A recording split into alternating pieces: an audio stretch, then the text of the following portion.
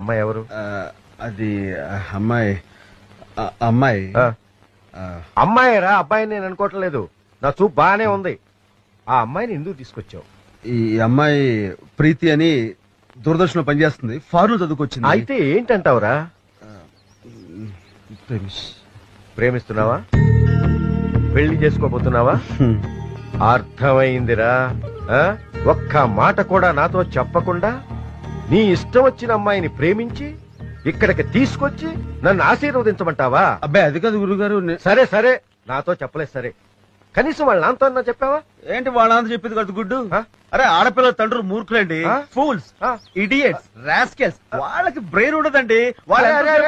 అమ్మా నువ్వు వెళ్ళో cool drink పట్టరా. ప్రీతి కిచెన్ అమ్మాయికి అన్ని తెలుసులేరా, నువ్వురా.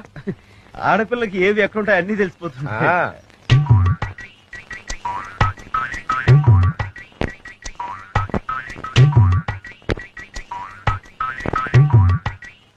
మరి ఫారిన్ లో ఫారిన్ లో ఉండే అమ్మాయే ఈ అమ్మాయి.